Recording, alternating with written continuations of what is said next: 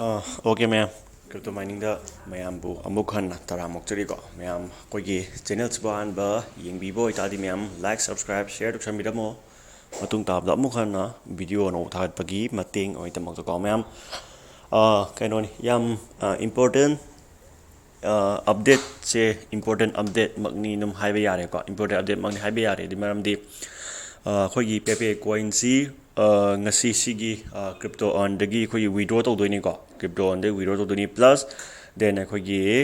cryptotab browser gi su withdraw tawdoi aduga adagi phangakpa poto na mu makha ta na pepe coin leithadoi ko pepe coin gi se hojik se magi litecoin na singthoke haidi mai se pepe coin gi cryptoearn gi se ko litecoin na nang withdraw tawge haidi limit leite adugo pepe coin na singthoke haida di 2000 minimum 2000 yau ba yade ba ko pepe coin gi se ko ado thaina ngasi dai tharaga sahi mangai mamang da haitare ne ko aina crypto se dum tawringai timing da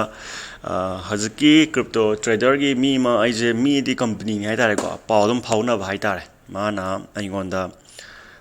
Dogecoin se matam da 0. Lupa ama mokti lupa ani re kanam pi ba hol lupa ani ama makai lupa ama makai pi ba horok e ko adama na aingonda leho na signal je pirak pa ko adui matung ta ina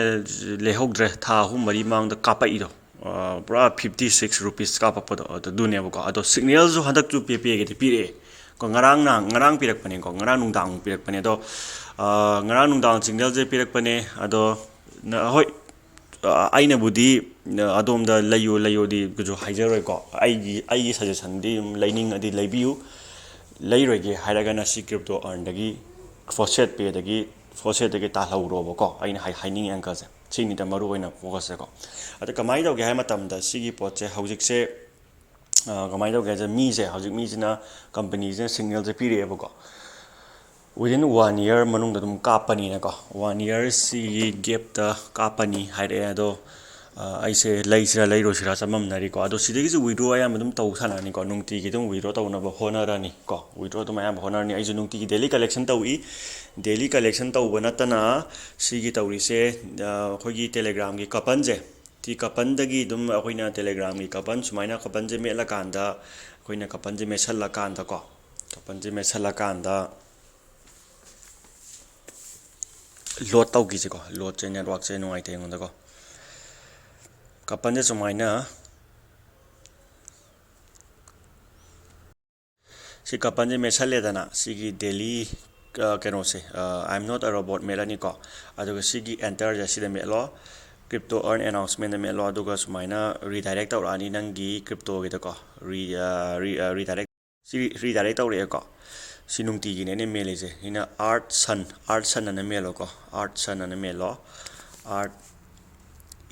EARTHSUN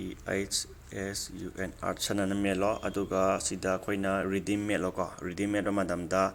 nangonda phangdoi se my energy ball phangani then energy ball phangbata natana nangi keno phangdoi ne ko khogi auto faucet phangani ko auto faucet phangani automatic faucet se adum mathanta khara ahum la marirak se mathanta mind aura ne ba si automatic faucet se sigi page sida hangdo thamgadawni ko si page se ngakdang hangdo thamgadawni ai thamage ada si ngai bo ina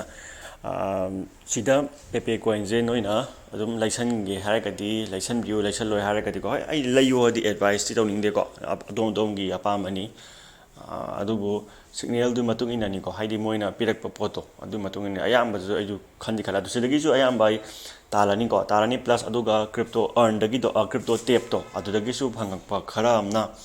$5 $10 mu phangak pa khara duna nice has dagi khogi sigi keno se akogi ngasagi Robox dagi talak pa se Robox dai talak pa se ga punchal laga loina Robox dagi talak pa si loina punchal laga aina pepe da loi laidoi ne pepe da ko si pepe da loi si ai 0.1 dagi dum wiro yara ne ba se ko si dum ana pepe da loina mo laidoi ne bai tok doise aduga cryptotab dagi talak pa duga ani je convert out tho ko ana pepe je dum ke hani no mai kichi hingalakpa adagi down chala su kitang hingalakpa pot ama oidori bo ko ada moine se ado ꯌꯦꯡꯉꯣ ꯑꯗꯣꯝꯁꯨ ꯃꯨꯟꯅ ꯑꯗꯨꯝ ꯄꯥꯕꯤꯌꯨ ꯊꯤꯒꯠꯄꯤꯌꯨꯀꯣ ꯀꯔꯝꯕꯅ ꯐꯒꯦꯗꯣꯀꯣ ꯑꯩꯒꯤ ꯋꯥꯈꯜꯗꯗꯤ ꯑꯣꯟ ꯋꯦꯅꯤꯀꯣ ꯑꯗꯣ ꯁꯨꯃꯥꯏꯅ ꯑꯩꯈꯣꯏꯅ withdraw ꯆꯪꯉꯅꯤ ꯋꯤꯗ꯭ꯔꯣ ꯆꯪꯉꯒ ꯍꯧꯖꯤꯛ ꯑꯩꯉꯣꯟꯗ ꯂꯩꯔꯤꯁꯦ ꯄꯦꯄꯦꯁꯦ 4351 ꯄꯦꯄꯦꯅꯦꯕꯀꯣ ꯁꯤꯗ ꯑꯥꯏ ꯑꯦꯝ ꯅꯣꯠ ꯑ ꯔꯣꯕꯣꯠꯇ ꯀ꯭ꯂꯤꯛ ꯇꯧꯔꯣ ꯑꯗꯨꯒ ꯁꯤ ꯋꯥꯂꯦꯠꯇ ꯇꯧꯗꯣꯏꯅꯤꯀꯣ ꯁꯤ ꯋꯥꯂꯦꯠꯀꯤꯅꯤ ꯁꯤ ꯋꯥꯂꯦꯠꯀꯤ ꯏꯃꯦꯜ ꯍꯥꯞꯄꯣ ꯑꯗꯨꯒ ꯋꯤꯗ꯭ꯔꯣ ꯌꯦꯡꯉꯣꯀꯣ ꯋꯤꯗ꯭ꯔꯣ ꯀꯣ ꯒ꯭ꯔꯦꯠ ꯖꯣꯕ ꯍꯥꯏꯔꯦꯀꯣ ꯁꯤ ꯋꯤꯗ꯭ꯔꯣ ꯇꯧꯈ꯭ꯔꯦ ꯑꯗꯨꯒ ꯑꯩꯒꯤ ꯁꯤ ꯋꯥꯂꯦꯠ ꯆꯪꯉꯛꯑꯃꯅꯤꯀꯣ ꯁꯤ ꯋꯥꯂꯦꯠ ꯀꯥꯏ ꯆꯠꯈ꯭ꯔꯦ ꯁꯤ ꯋꯥꯂꯦꯠꯇ ꯆꯪꯉꯛꯑꯃꯅꯤ ꯄꯦꯄꯦꯒꯤꯁꯦꯀꯣ ꯁꯤ ꯋꯥꯂꯦꯠ ꯆꯪꯉꯛꯑꯃꯅꯤ ꯄꯦꯄꯦꯒꯤꯁꯦꯀꯣ ꯁꯤ ꯋꯥꯂꯦꯠꯇ ꯇꯨ ꯁꯤꯗ ꯔꯤꯁꯤꯞ ꯂꯩꯔꯦ ꯇꯨ ꯎꯔꯕ ꯔꯤꯁꯤꯞ ꯀꯣ ꯄꯦꯄꯦꯒꯤꯅꯤꯀꯣ ꯔꯤꯁꯤꯞ ꯄꯦꯄꯦꯁꯦ ꯃꯃꯜꯗꯤ ꯑꯗꯨꯝ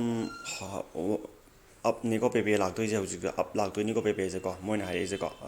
ꯑꯗꯣ ꯑꯩꯁꯦ ꯈꯔ ꯂꯩꯁꯜꯂꯒꯦꯅ ꯑꯃꯨꯛ ꯈꯔ ꯈꯜꯂꯦ ꯄꯦꯄꯦꯁꯦꯀꯣ ꯁꯤꯒꯤ ꯂꯩꯔꯦ ꯑꯗꯒꯤ ꯍꯧꯖꯤꯛꯁꯦ ꯑꯃꯨꯛ ꯀ꯭ꯔꯤꯞꯇꯣ ꯇꯦꯞ ꯕ꯭ꯔꯥꯎꯖꯔꯒꯤꯗꯣ ꯀ꯭ꯔꯤꯞꯇꯣ ꯇꯦꯞ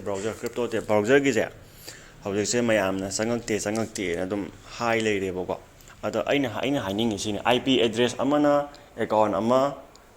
ꯑꯗꯒꯤ ꯀꯩꯅꯣ ꯑꯃ ꯍꯥꯡꯕꯤꯌꯣ ꯁꯤꯅꯤꯗ ꯑꯩꯅ ꯍꯥꯏ ꯑꯪꯀꯜꯁꯦ ꯑꯥꯏ ꯄꯤ ꯑꯦꯗ꯭ꯔꯦꯁ ꯑꯃꯅ ꯑꯦꯀꯥꯎꯟ ꯑꯃ ꯋꯥꯂꯦꯠ ꯑꯃ ꯑꯣꯏꯕꯤꯌꯣꯕꯀꯣ ꯅꯠꯇ꯭ꯔꯒꯗꯤ ꯑꯥꯏ ꯄꯤ ꯑꯦꯗ꯭ꯔꯦꯁ ꯃꯥꯟꯅꯗ꯭ꯔꯒꯗꯤ ꯁꯤ ꯌꯥꯝ ꯐꯔꯛ ꯇꯥꯏꯌꯦꯕ ꯁꯤ ꯄꯣꯠꯁꯦ ꯀꯣ ꯑꯗ ꯅꯣꯏꯅ ꯌꯥꯗꯦ ꯍꯥꯏꯁꯦ ꯀꯃꯥꯏꯅ ꯌꯥꯗ꯭ꯔꯤꯅꯣ ꯑꯩꯁꯨ ꯈꯪꯗꯦ ꯑꯦꯀꯥꯎꯟ ꯑꯅꯤ ꯑꯍꯨꯝ ꯍꯥꯡꯖꯟꯕ꯭ꯔꯥ ꯅꯠꯇ꯭ꯔꯒ kamaꯏ ꯇꯧꯕꯅꯣ ꯑꯗꯨꯗꯤ ꯑꯩ ꯈꯪꯗ꯭ꯔꯦꯀꯣ ꯑꯗꯣ ꯑꯦꯀꯥꯎꯟ ꯑꯅꯤ ꯑꯍꯨꯝ ꯍꯥꯡꯖꯟꯕ꯭ꯔꯥ ꯈꯣꯠꯆꯟꯕ꯭ꯔꯥ ꯌꯦꯡꯉꯣ ꯐꯖꯅ ꯑꯗꯨ ꯍꯥꯟꯅ ꯑꯝꯇ ꯆꯦꯛ ꯇꯧꯕꯤꯌꯨ ꯑꯗꯨꯒꯤ ꯃꯇꯨꯡ ꯏꯟꯅ ꯇꯧꯑꯣꯕ ꯅꯠꯇ꯭ꯔꯒꯗꯤ ꯀꯃꯥꯏꯅ ꯇꯧ ꯌꯥꯅꯤ ꯀꯃꯥꯏꯅ ꯇꯧꯅꯤ ꯅꯠꯇ꯭ꯔꯒꯗꯤ ꯑꯦꯀꯥꯎꯟ ꯑꯅꯤ ꯑꯍꯨꯝ ꯍꯥꯡꯖꯜꯂꯒꯗꯤ ꯌꯥꯔꯣꯏꯕꯀꯣ ꯑꯗ ꯑꯩꯒꯤ ꯋꯤꯗ꯭ꯔꯣ ꯌꯥꯗ꯭ꯔꯤꯁꯦ ꯀꯔꯤꯒꯤꯅꯣꯅ ꯅꯣꯏ ꯀꯁꯇꯃꯔ ꯁꯞꯄꯣꯔꯠꯇ ꯑꯝꯇ ꯍꯪꯉꯣꯕꯀꯣ ꯑꯩꯅ ꯅꯣꯏ ꯐꯣꯟ ꯄꯥꯏꯔꯒ ꯇꯧꯒꯗꯧꯗꯣ ꯉꯥꯏꯔꯦ ꯍꯧꯖꯤꯛ ꯅꯠꯇꯗꯤꯀꯣ ꯋꯦꯁꯦ ꯂꯝꯕꯤꯁꯦ ꯂꯩꯇꯦꯕ ꯁꯤ ꯋꯤꯗ꯭ꯔꯣꯒꯤ ꯄꯦꯖ ꯑꯃ ꯆꯪꯉꯒꯦꯀꯣ ꯑꯣꯀꯦ ꯑꯩꯁꯦ ꯋꯤꯗ꯭ꯔꯣꯒꯤ ꯄꯦꯖ ꯆꯪꯉꯛꯑꯦ ꯁꯤ ꯋꯤꯗ꯭ꯔꯣꯁꯦ ꯍꯧꯖꯤꯛ ꯑꯩ ꯇꯧꯗꯣꯏꯁꯦ ꯁꯤꯒꯤ ꯕꯤ ꯇꯤ ꯁꯤ ꯑꯃ ꯋꯤꯗ꯭ꯔꯣ ꯇꯧꯊꯣꯛꯈ꯭ꯔꯒꯦꯀꯣ ꯋꯤꯗ꯭ꯔꯣ ꯀꯟꯐꯔꯃꯦꯁꯟ ꯆꯠꯈ꯭ꯔꯅꯤꯀꯣ ꯁꯨꯃꯥꯏꯅ ꯀꯟꯐꯔꯃꯦꯁꯟ ꯑꯃꯨꯛ ꯂꯥꯛꯄ꯭ꯔꯥ ꯌꯦꯡꯉꯨꯅꯤ ꯅꯣꯏꯅ ꯋꯤꯗ꯭ꯔꯣ ꯇꯧꯕꯗꯣ ꯀꯟꯐꯔꯃꯦꯁꯟ ꯑꯃꯃꯝ ꯂꯥꯛꯀꯅꯦꯕ ꯁꯤ ꯋꯤꯗ꯭ꯔꯣꯁꯦ ꯀꯣ ꯀꯟꯐꯔꯃꯦꯁꯟ ꯑꯃꯃꯝ ꯂꯥꯛꯀꯅꯤ ꯇꯨ ꯁꯤ ꯇꯤꯝ ꯋꯤꯗ꯭ꯔꯣ ꯀꯣ ꯁꯤꯗ ꯀꯟꯐꯥꯔꯝ ꯇꯧꯕꯤꯔꯣ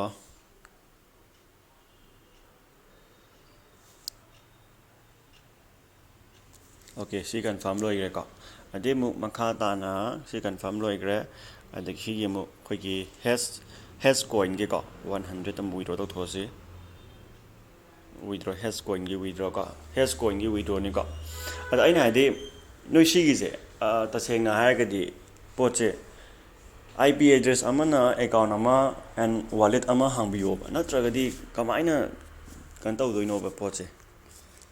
ꯌꯦꯡꯉꯨꯀꯣ ꯁꯤꯗꯒꯤ ꯅꯥꯏꯁ ꯍꯦꯁꯀꯤ ꯑꯩꯒꯤ ꯋꯥꯂꯦꯠꯇ ꯗꯣꯂꯔ ꯀꯌꯥ ꯂꯩꯔꯦ ꯌꯦꯡꯁꯦꯕꯀꯣ ꯌꯥꯝꯃꯝꯃꯣꯏ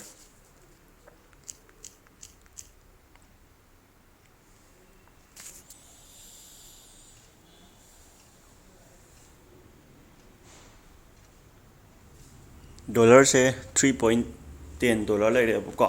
ꯁꯤ ꯍꯌꯦꯡ ꯑꯩꯅ ꯑꯗꯨꯝ ꯀꯟꯚꯔꯠ ꯇꯧꯔꯛꯇꯣꯏꯅꯤ ꯁꯤꯒꯤ ꯄꯣꯠꯁꯦꯀꯣ ꯀꯟꯚꯔꯠ ꯇꯧꯈꯤꯗꯣꯏꯅꯤ ꯑꯩꯅ ꯄꯣꯠꯁꯦ ꯑꯗꯨꯝ ꯕꯤ ꯇꯤ ꯁꯤꯁꯦ ꯀꯟꯚꯔꯠ ꯇꯧꯔꯒ ꯕꯤ ꯇꯤ ꯁꯤ 0.00 ꯁꯤꯅ 1 ꯑꯣꯏꯗ꯭ꯔꯥ 1 ꯑꯣꯏꯕꯁꯦ 7 ꯑꯗꯨꯝ ꯋꯤꯗ꯭ꯔꯣ ꯌꯥꯗꯣꯏꯅꯦꯕ ꯋꯤꯗ꯭ꯔꯣ ꯌꯥꯗꯣꯏꯅꯤ ꯁ꯭ꯋꯥꯞ ꯌꯥꯗꯣꯏꯅꯦꯕꯀꯣ ꯁ꯭ꯋꯥꯞ ꯇꯧꯕ ꯑꯗꯨꯝ ꯌꯥꯗꯣꯏꯅꯤ ꯁꯤꯗꯀꯣ ꯑꯗꯨꯅ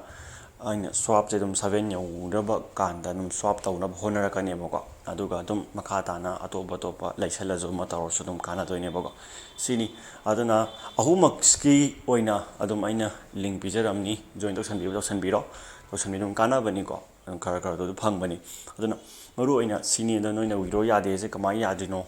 ꯌꯥꯝ ꯀꯨꯞꯅ ꯌꯦꯡꯗꯕ ꯌꯥꯔꯣꯏ ꯁ꯭ꯇꯦꯞ ꯕꯥꯏ ꯁ꯭ꯇꯦꯞ ꯑꯗꯨꯝ ꯑꯩꯅ ꯇꯧꯖꯩꯁꯦ ꯑꯗꯨꯝ ꯌꯦꯡꯕꯤꯌꯣ ꯐꯖꯅꯀꯣ ꯑꯗꯣ ꯑꯩꯈꯣꯏꯒꯤ ꯀ꯭ꯔꯤꯞꯇꯣ ꯇꯦꯞꯀꯤꯗꯣ ꯑꯗꯣ ꯁꯞꯄꯣꯔꯠ ꯇꯤꯝꯗ ꯑꯝꯇ ꯃꯦꯁꯦꯖ ꯊꯥꯕꯤꯌꯨ ꯀꯩꯒꯤꯅꯣ ꯑꯩ ꯋꯤꯗ꯭ꯔꯣ ꯌꯥꯗ꯭ꯔꯤꯁꯦ ꯍꯧꯖꯤꯛꯄꯨ ꯆꯪꯉꯛꯇꯦ ꯈꯣꯠꯇꯦ ꯍꯥꯏꯕꯒꯤ ꯄꯣꯠꯅꯆꯤꯡꯕ ꯐꯖꯅ ꯏꯟ ꯗꯤꯇꯦꯜꯁ ꯊꯥꯕꯤꯌꯨ ꯁ꯭ꯀ꯭ꯔꯤꯟ ꯁꯣꯠꯁꯦ ꯅꯪꯒꯤ ꯔꯤꯖꯦꯛ ꯃꯌꯥꯝ ꯂꯩꯕꯗꯨꯃ ꯊꯥꯕꯤꯌꯨ ꯑꯗꯨꯒ ꯅꯠꯇ꯭ꯔꯒꯗꯤ ꯌꯥꯔꯣꯏꯕ ꯀꯃꯥꯏꯅ ꯌꯥꯗ꯭ꯔꯤꯅꯣ ꯁꯤꯅꯤꯗ ꯄꯣꯠꯁꯦ ꯅꯣꯏ ꯑꯥꯏ ꯄꯤ ꯑꯦꯗ꯭ꯔꯦꯁ ꯑꯇꯣꯞꯄ ꯁꯦꯔꯥꯟ ꯇꯨꯔꯥꯟꯕ ꯑꯦꯀꯥꯎꯟ ꯑꯃꯗꯅ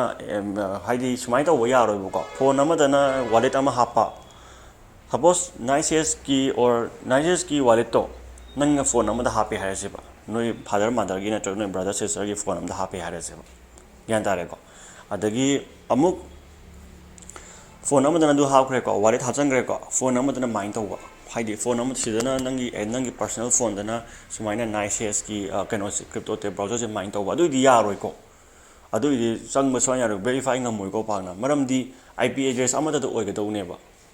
am strictly follow tawbane ko cryptocurrency da di adu khang biyo ko adu na tadi yaroi ko coin je kitang lu neba ko sini maru update je horen step by step update myam bijake thank you and good night